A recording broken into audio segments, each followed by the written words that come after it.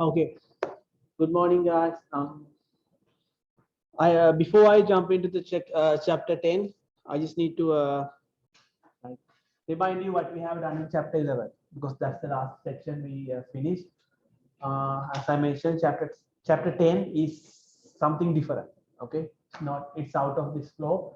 So real quick, I'll summarize what we have done in chapter. In chapter 11, section 11.1 and section 11.2. As a reminder, we did this one, right? We used chapter 7 stuff, which means sample mean of the sample means and standard deviation of the sample means. Mu x bar equals mu and sigma x bar. Those two. Okay, I cannot write on this PDF, so actually I'm not going to write anything.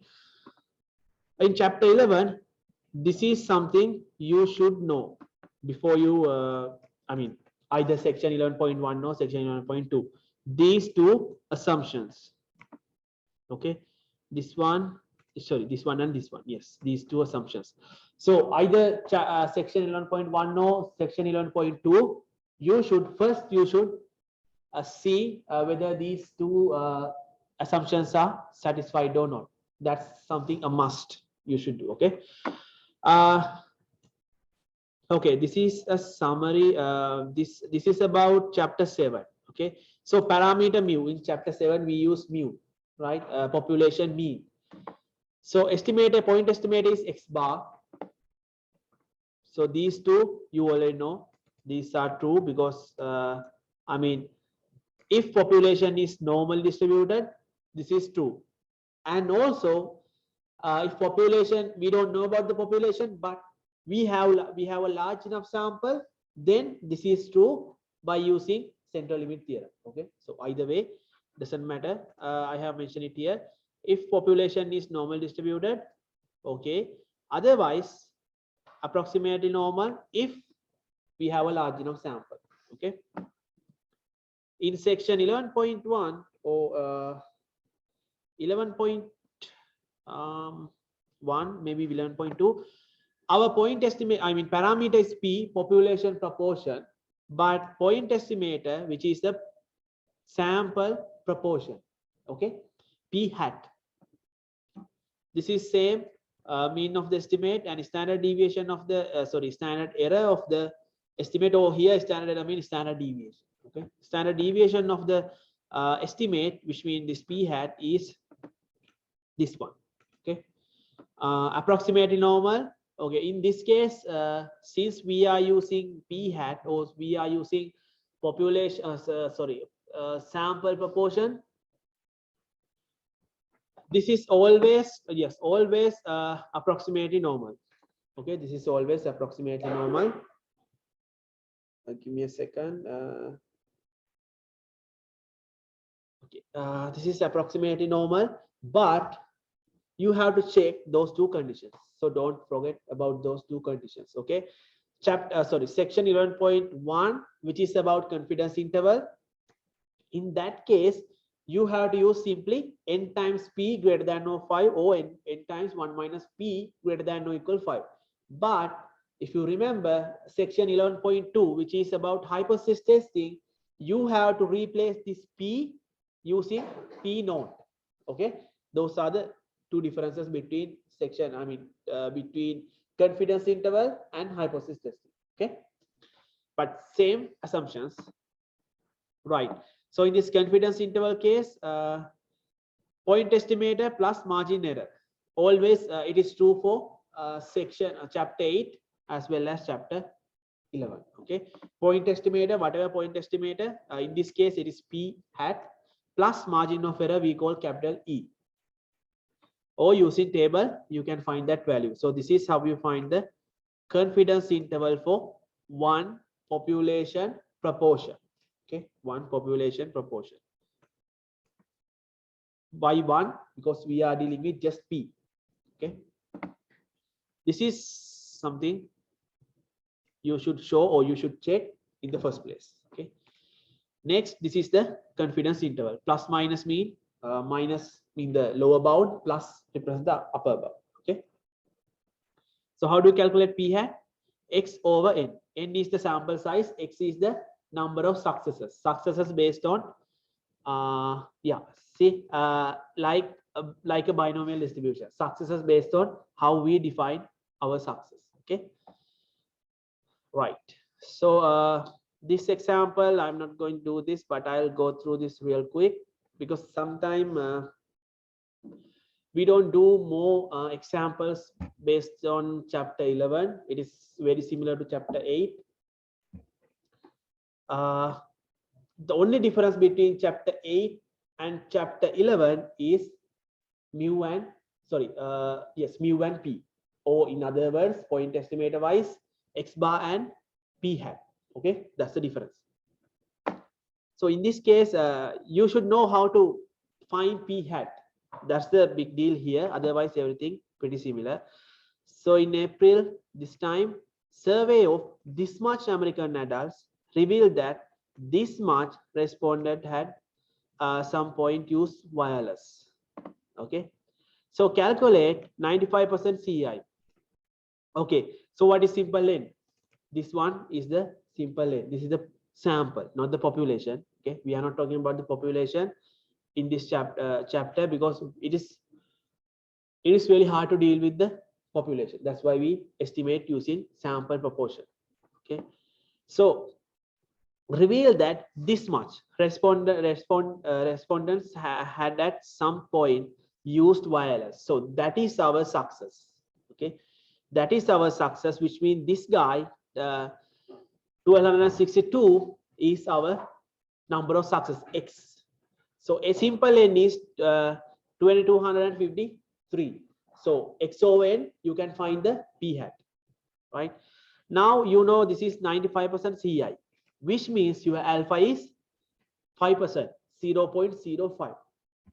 Okay, see, n is this much, x is this much, 95% CI. So you can simply calculate p hat as I mentioned, and also since this is confidence intervals, you should use always what? Alpha over 2, C alpha over 2. So C alpha over 2 is 0.025, which is 1.96. Doesn't matter about the positive or negative symbol or sign. Okay, always use just the value. Then plug the values to this formula and find the lower bound and upper bound. So as as they have mentioned, these are the values. This is the 95% confidence interval. Okay, clear? So finally, you have to give you have to draw the conclusion based on your result. That's it. Okay, just use the words. Right, this is, no, we don't need this margin of error, which means this part right here we call the margin of error. Okay, so that's why I wrote it, if you remember, p hat plus or minus capital E. Capital E is the margin of error. Okay. If we need to find the sample size based on particular margin of error, n equals this one. Here, yes, same thing. P hat times 1 minus p hat, C alpha over 2 over capital E to the power 2. Okay, oh, similar. We have squared here and also squared here. Okay, same calculations. Okay, let me show you. Yes, but first, although you need to find the confidence interval, remember this. Although you need in this section 11 point, no, not section, chapter 11, although you have to find the confidence interval, sample size based on a given error, or hypothesis testing, you should do this one. Check the assumptions, those two assumptions, not just one, two assumptions. Okay, it is true throughout this chapter. Okay, right.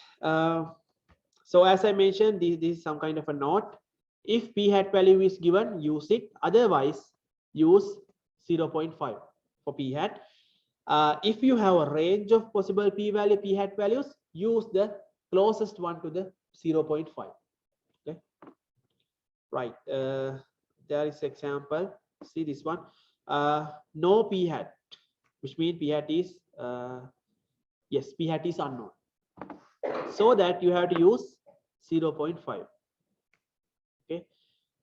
Error given, alpha given, it is 5% because CI is 95%. So plug the values and calculate your N. It is exact value is 96.04, but you should always round it up to the nearest integer. Okay, so it is 97. Okay, right. I think that's about section 11.1. These are examples.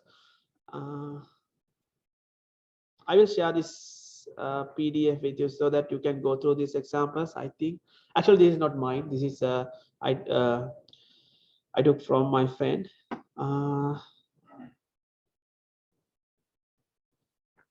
Yes, these are examples. Okay, let me go through which one? The other one. Hypothesis testing. Yes, it's there. So always first state the null hypothesis. It's always P equals P naught. Then alternative hypothesis. Based on alternative hypothesis, we will be having three cases. Okay, left, right, or two tail. You can calculate your test statistic C naught using this. Okay, see, always it is P naught. It is not P, it is P naught. P naught mean value right here. Okay, in your null hypothesis. Right. Okay, first one you have to check. Don't worry about the other stuff. They have mentioned how to use the calculator and those things, but just focus on this one. As I mentioned, you have to check the assumption, but here always in this case under the hypothesis testing, it is not P, it is P naught. It's about P naught. Okay, you have to replace this P naught value because P you don't know. See, now we use this one. So based on this, let me go through this real quick. Selected randomly selected this much. This is the sample. Okay, that the plate have blistered the provider more than 10%. More than 10%. Conclude more than 10%. So more than 10%. What is this test? More than, which is greater than, right? Which means right tail test. So P naught, always P null hypothesis P equals this value more than 10%, which means 0.1 versus your alternative hypothesis greater than because it is more than. Okay, so greater than 0.1. Okay, what is P hat? There are determines 14 out of 100. So P hat is 0.14. This is about hypothesis testing. So your alpha given, it is 0.05. So first check the assumptions. Yes, they are true. So replace P naught. Okay, P naught is 0.1. You can see assumptions are yes, they are true. So then alpha 0.05. Find your test statistic value. Plug the values to the test statistic formula. You will get this one 1.33 as the result of your test statistic. Next, you have to use. You had to use either approach, critical value approach or p-value approach. As I recommend you, try to use critical value approach because that's the easiest way. Okay. Based on this is the right tail test. So your rejection region going to be this side, definitely this side. So you have to find what is this Z alpha. C alpha. Alpha is what? 0.05, right? Yes. So that's going to be 1.645, which is a positive value because it is right tail. But your test statistic value, where is that? This one, 1.33. So this red color means your test statistic value, which is 1.33 less than your C alpha, right? So it is out of the rejection region, which means you do not reject your H naught. Clear? So based on that, give you a conclusion. Okay, always use their claim when you are concluding your results. Okay, right. Yes. So was the P hat a P naught or P hat? P hat is the estimator, point estimator. Is that we are using instead of P, point estimator, like X bar we use instead of P. P naught is the given value that we need to check whether this is greater than this, less than this. I mean, P greater than this, something like that. Okay. Sorry. Yes, exactly. Yeah. See, they have mentioned more than this value, like a percentage, 10%, which means 0.1. Okay. Sometimes they will give you greater than with the description, something like that. Okay. But doesn't matter. Always right, as I mentioned, right hand side to the more than or your keyword, always P naught. Left hand side always P hat or P, simply P. Okay. Right. So that's all. That's the brief overview about this one. The brief summary about the chapter 11. So any questions based on chapter 11? No. Right. Let me move to move to new chapter 10. There are 3 sections in this chapter, but what is this? Okay. So this is about distribution of 2 population means. Now we are going to deal with 2 populations. Okay. Previously, I mean, all other sections, all other chapters, we were dealing with 1 population mean, mu. But here we are going to deal with 2 population means. Simply we call mu1 and mu2, something like that. Okay. The main thing I need to point out here, these 2 populations, they are independent. They are 2 separate populations. Okay. It's not like this. This is a 1 population and this is a 1 population. No, this is not the case we are talking about. This is the case we are talking about. This is the population 1. This is the population 2. Like this. They are distinct. Okay. 2 populations. For example, students in Texas Tech University and students in wherever in New York, something like that. They are 2 different populations. Okay. Population wise, they are different. Right. In this section, yes, populations to make decision about 2 populations. I think yes. So as I mentioned, this is your population 1 with the sample size capital N1, population 2 sample size N2. It doesn't matter whether they are equal population sizes or different, doesn't matter. Okay, they are different. See, that's why they have a space between these 2 populations, as well as samples. We are taking samples. Simply we take a sample from population 1. Let me call this sample 1, and we are taking a sample from the population 2. Let me call it sample 2, sample number 2.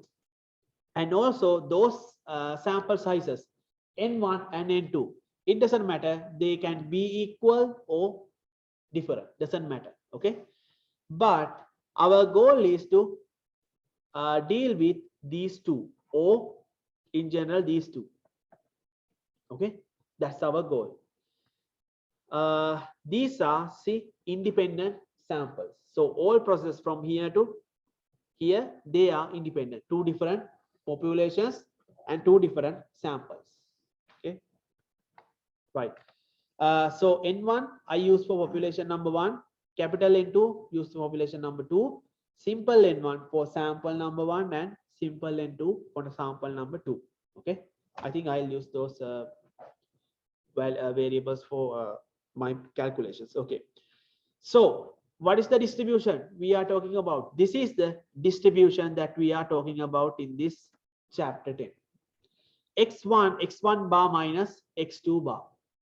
Okay. So tell me, what is the mean of this population? Okay. Mean of this population, let me take mu1. Okay. Mean of this population, I'll consider mu2.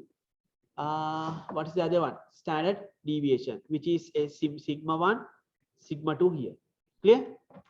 So when I go to the sample number 1, X1 bar, it is the sample mean, and sorry, it's not sigma, S1.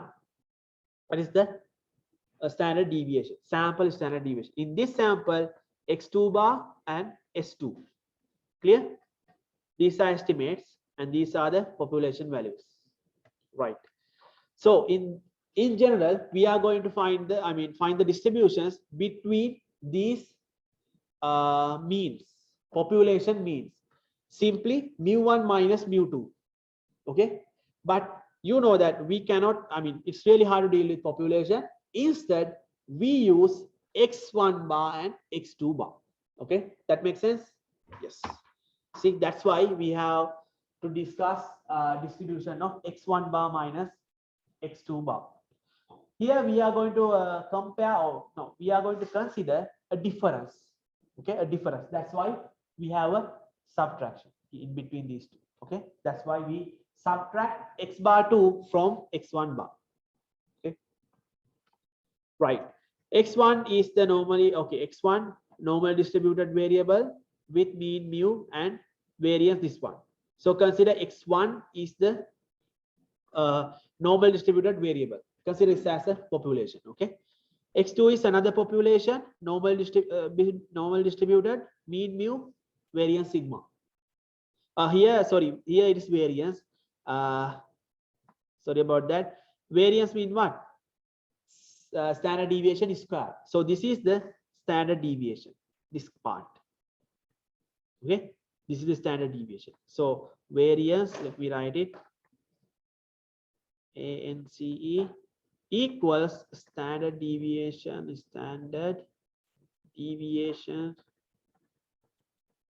squared.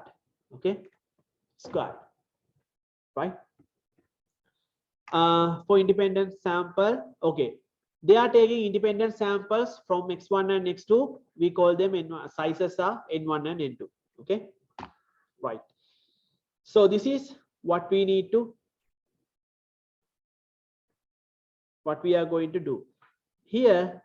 You need to find the population, not the population, sorry, sample means difference. Sample mean the difference between sample means, that we call this one, that we can get mu x1 bar minus x2 bar. Okay, simply you can take mu1 minus mu2. Okay, because you know that from chapter 7, mu x bar equals mu. Okay, same here. So you can take the mean of these differences by taking mu1 minus mu2. Yes, right.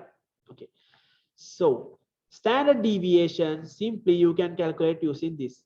It's again something like this, sigma, for example, x bar. Okay, this is from chapter 7. If you remember, we calculated it using this formula, right? Sigma O is square root of n, right?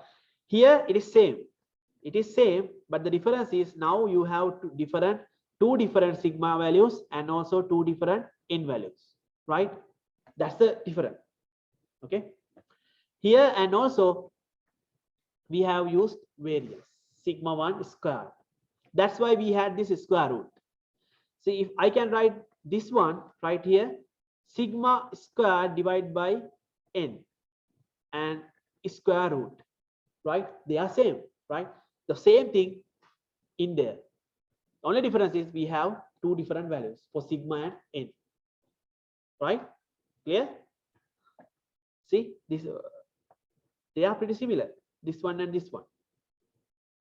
This is for chapter 7. Okay, clear? So this is how we calculate sigma or standard deviation in this distribution, x1 bar minus x2 bar. And this is how we calculate the mean, x1 bar minus x2 bar, the distribution of x1 bar minus x2 bar. Okay, right? Distributed with the mean, yes, they have, yes. So by central limit theorem, yes, again, if we have a large enough sample, regardless of the population size, we can approximate it to a normal distribution. So no problem with that. Okay, standardized version. Now, standardized version, do you remember? Let me recall this chapter 3, I guess. Yes, if you have a variable x, okay, we standardize this guy like this, right? Z, that's the notation I use, capital C, X minus mu divided by sigma. If X has a normal distribution with normal distribution with mean mu and sigma, standard deviation sigma, this is how we standardize. Okay, if this is X1, this is going to be C1, something like that. Okay, if this is X2, it's going to be C2. Okay, so this is the standardization mechanism or the formula. Okay, same thing here. This is the standardization formula. They are pretty close. I mean, yes, they are same, but you can see the difference is this one. See, instead of X1, let me use another color, blue color. See, instead of this X1, we have two values, X1 bar minus X2 bar. Okay, instead of this mu right here, we have two values, mu2 minus, sorry, mu1 minus mu2. And instead of this sigma right here, let me use green color for this one.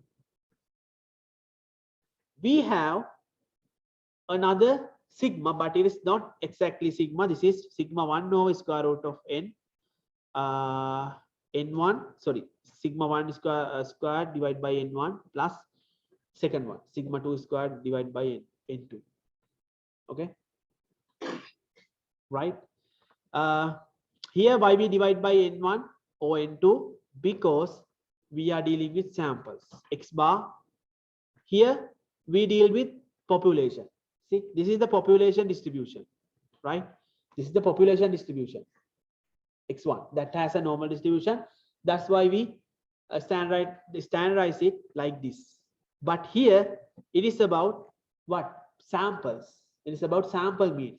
That's why we have this guys. Okay, clear? So don't confuse with these two. Okay, since we are dealing with samples, we have n or n1 and n2. Okay, right. Okay, now see, we already know that if we process these steps, like if we standardize, then we have a standard normal distribution. Z has a standard normal distribution with mean mu. This is the mean, and this is what? This is standard deviation.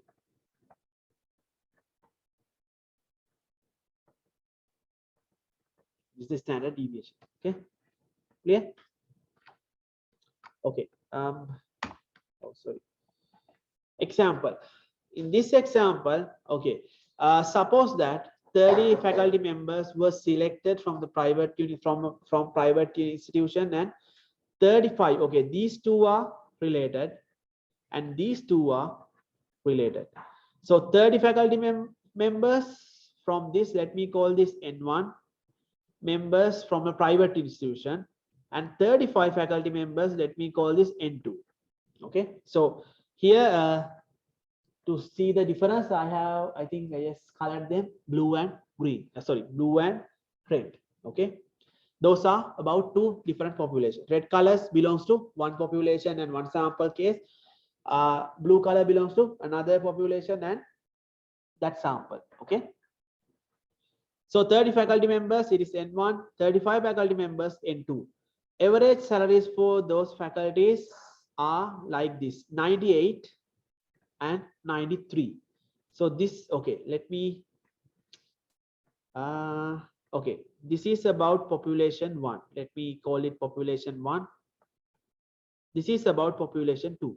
Okay, so this is about red color, this is about blue color. Okay, so sample size here N1, here sample size N2. Clear? Now average salary for the faculty members of the private institution is this much. So this is what? Mu1 equals 98, and here blue color mu2, let me call it mu2, 93. Okay, standard deviation. Okay, standard deviation, which means sigma 1 is 2 for the public university it is 3.5. So sigma 2 is 3.5. So is that clear? I mean, how we extract and divide these, and differentiate these information into two separate populations and their samples. Okay. Find the distribution for the difference of the sample mean salary. So we are, salaries are in 1,000. Okay, that's not a problem. So how do we do that? First, you have to find the, find the distribution for the differences. Have they mentioned? Yes. Okay. They haven't mentioned anything about their population, whether they are normal distributed or not. But what are these values? These are, sorry. Yes, first you need to mention, okay, that's fine. I'll explain that later. These are 30 and 35. Okay. Or population wise or sample wise, doesn't matter because we don't know what is the population or what is the sample. We just consider what they have mentioned. Okay. So since samples or this population, it is greater than 30, greater than or equal 30. So you can simply approximate this is a normal distribution. I mean, each of them.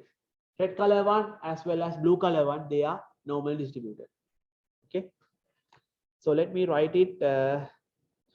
Okay. As they mentioned, let's check this one. First, you have to mention those variables. What is your x1 or what is your x2? Something like that. Otherwise, I don't know what is x1 and x2. So it is better to mention what is x1 and what is x2. It doesn't matter which variable you use. Like if you can use y1, y2, it doesn't matter. Okay, but you have to mention what is y1, what is y2. Okay, like this. Salary is for private institution. This is belongs to red color. Okay, this is red color, and this is based on blue color.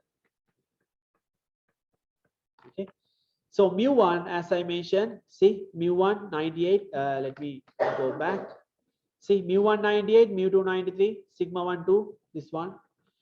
So based on my explanation, red color, x1 has a normal, not normal distribution, has a approximately normal distribution with, so the same way I have write it, mean mu1 and sigma 1.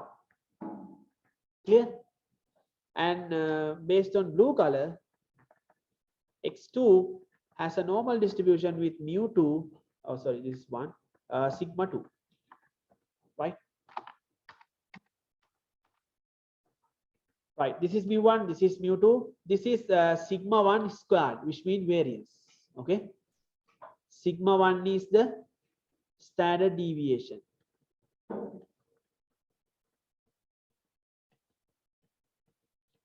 I think it's better you should, it's better you can identify the difference between variance and standard deviation. Okay, because we have to use this variance here since we have to take the square roots. That's why we use variance. So again, variance is the square root of standard deviation. Okay, that's why we have 2 to the power 2 and 3.5 power to the 2. So we need this mu x bar minus mu x bar x1 bar minus x2 bar. So according to the definition, it is mu1 minus mu2. So this is the value. What is this one? This is also, you can use the formula. Sigma x1 bar minus x2 bar, which is sigma 1 squared over n1 plus sigma 2 squared over n2 square root. So simplify it a little bit, you will get this value. Now, this has a normal distribution, not simply x1 and x2. These values based on what? These two values based on x1 bar minus x2 bar. Okay, not x1 and x2. This one. This is the distribution you are talking about. This one, x1 bar minus x2 bar. So x1, let me write it like this. x1 bar minus x2 bar has a normal distribution together. Okay, mean 5, standard deviation 0.7. This is the answer. Clear? Right? So here we are not going to talk about x1 and x1 bar and x2 bar. X1 bar minus x2 bar. It doesn't matter. You can swap these two, x2 bar minus x1 bar, doesn't matter. But if you swap these two, you have to act accordingly. Then, which means if you swap these two here, then you have to swap these two as well. Okay, it's like a change. If you change something, you have to change others as according to that. Clear? There is no specific way, I mean specific rule. You should use x1 bar minus x2 bar. That doesn't matter.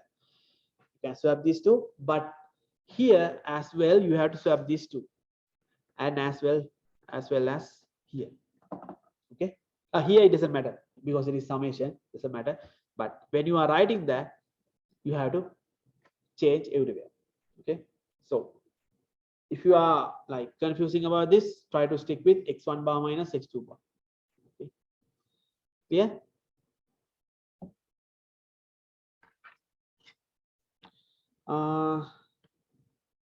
There's one more thing. Okay.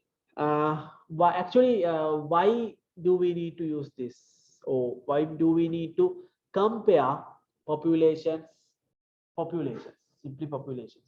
The reason is sometimes, not sometimes, in general, we are dealing with different data sets. For example, data sets. Okay.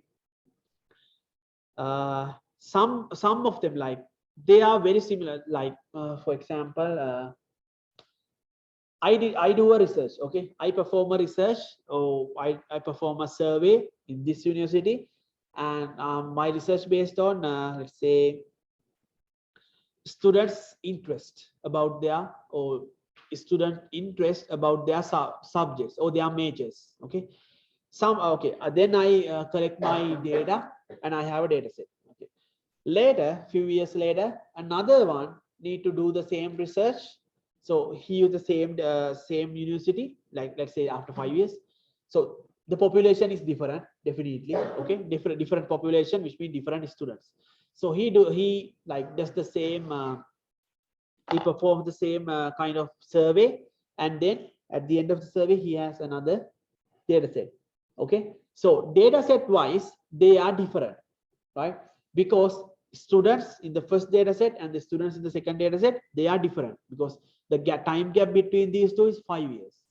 So these guys are not there. Okay, and also the population is different, right? So that how do I compare these two results? Because those two based on two different populations. So when I calculate the mean of the first data set and the mean of the second data set, they are different. So how do I conclude? How do I give a conclusion? So it seems like the first guy, or something I did is wrong after 5 years. So it's a problem, right? If I do a research, then it should be like, it has a we should be able to validate that, right? After 5 years, if it is wrong, then that's going to be a problem. Okay. So if I check these two, like based on those two separate populations or two separate data sets, that's going to be a problem. To avoid that confusion or avoid that error, we do something like this. We consider their sample means, a difference between their sample means. Okay, then we can identify, okay, if this is a normal distribution, then yes, we can act accordingly. Okay, so that's the purpose. This is not about just two data sets. This is about many data sets. Sometimes we have to deal with that kind of situations. Okay, or since these populations are different, we can use different data sets. Someone has done a research based on this university, and someone has done a research based on another university, so that we can compare using these two. Compare those research studies based on this. It's not about yes, here you have to deal with mean and standard deviation. That's fine, but it's not all about mean and standard deviation. It's about some kind of different analysis. Okay. So in summary, you know what is the population and sample, right? So we are dealing with population and samples, but here we are using two populations and two samples based on them. population 1, population 2, they are samples. So sizes are different. This is N1, this is N2. Okay, the main thing is they are independent or they are different. I mean, they have no relation. Okay, so we are interested about this one right here, mean differences and standard differences between, I mean, differences of standard deviation of their mean differences. So you know what is x1 bar or x bar means, right? It is a sample mean. So this is about mean differences, mean of mean differences. Here standard deviation of mean differences. Okay, so this is a extended version of chapter 7. Chapter 7, for example, chapter 7, we work with one sample mean. We work with one mean. Oh, yes, one mean. But in chapter, this is chapter 10, we are dealing with two means. That's the difference. Okay, that's why we have this kind of extensions, right? So this is your what? This is not the test statistic. This is what? This is the Z standardization. This is the formula for the standardization. Okay, then this guy has a normal standard normal distribution with 0 and 1 because we did some kind of standardization. Okay, clear? So this is as a whole, okay, not just separate. This is just one piece, just one value, and also this is just one value. In section 10.2 and 10.3 we have to do some calculations with these two, but consider within this bracket, let me, okay, this one and this one, it's a one piece, minus mu1 minus mu2, it is a one piece. Always don't forget to put the brackets, okay, otherwise you will mess with this negative signs. Okay, right, that's the end of this section 10.1. maybe 10.2 a little bit longer than this one. Okay, but this is the idea of this. So if you have any questions you can ask, otherwise that's the end of today's lecture.